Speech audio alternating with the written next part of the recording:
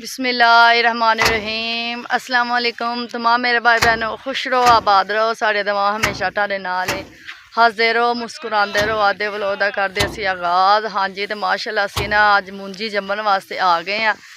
काफ़ी सारे क्यों जिन्होंने ने कटाई की सी ना मुंजी दी, वो भी है ना अपनी जिन्होंने मेहनत कुटते पे ने, वो भी मुंजी ये असी ना हुण ए ड्रम रख के ना इस ड्रम ते ना मुंजी दी कटाई ना करते पे हैं।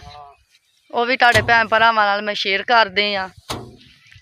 जिस तरह करके ना मुंजी जंबदे ने, फिर इनू छंडांगे, छंड के फिर जेह्ड़े जिन्हां दी मुंजी है वो फिर आपदी बेचणगे जी। ते ए देखो है ना मुंजी है ना है ड्रम रख के ना इंदे ते जंबदे पे आ।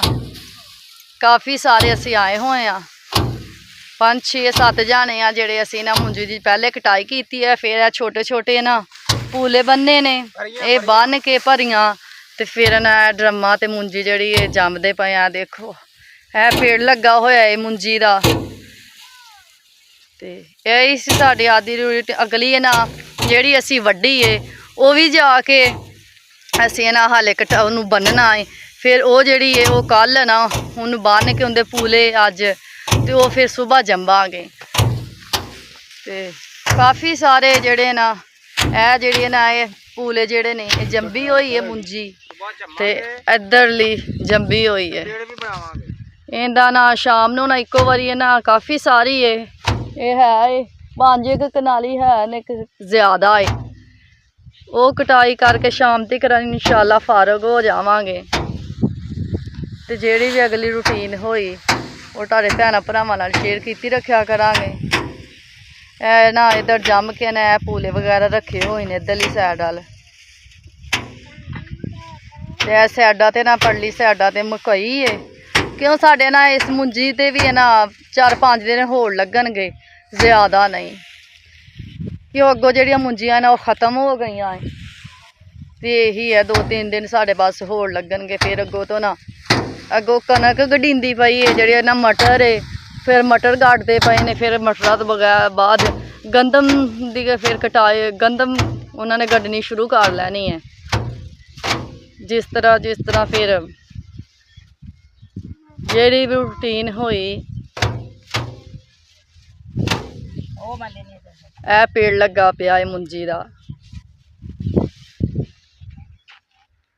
ए देखो ना इधरली साइडा वाल ना सारियां साइडा वाल मुंजी है।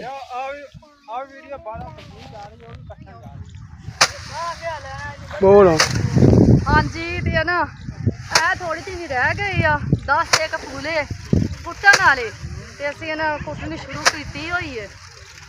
बस ना कोई शो बंधन वाली पई हुई है, वो भी बन के कुट्टनी शुरू। फिर बाद च इंशाल्लाह पेड़ बनावांगे। पेड़ बना के ए कुट के खट्टी रख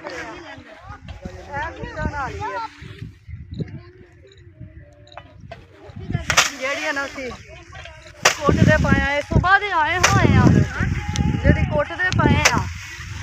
इंशाल्लाह शाम तक सारी है ना कुट जावांगे। साडे उधर है ना किला एक हाले पिया है बन्नन वाला, वो बन के फिर वो भी कुटना है। अल्लाह करे कोई ना इत्थों भी बच्चों की रोजी थोड़ी बहुती आई है, बन जाएंगे बच्चों वास्ते थोड़े बहुत इत्थों भी चावल।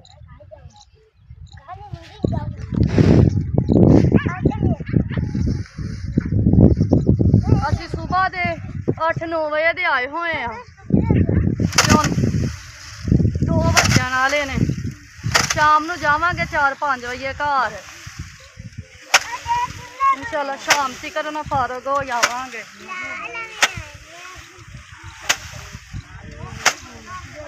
केड़ी मेहनत आसान है, फिर बच्चों के मगर धक्के खाई दे, फिर की करिए गरीब बंदे आ।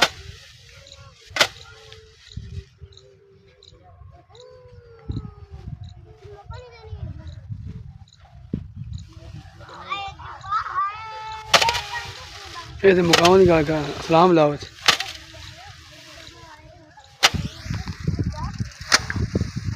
ए जेह्ड़े लोहे दे ड्रम होंदे ना वो ਉਹ ਰੱਖ ਕੇ ਉਹਦੇ ਤੇ ਕੁਟਿੰਦੀ ਹੈ। ਇਹ ਮਸ਼ੀਨਾਂ ਨਹੀਂ ਛਲੀਂਦੀ।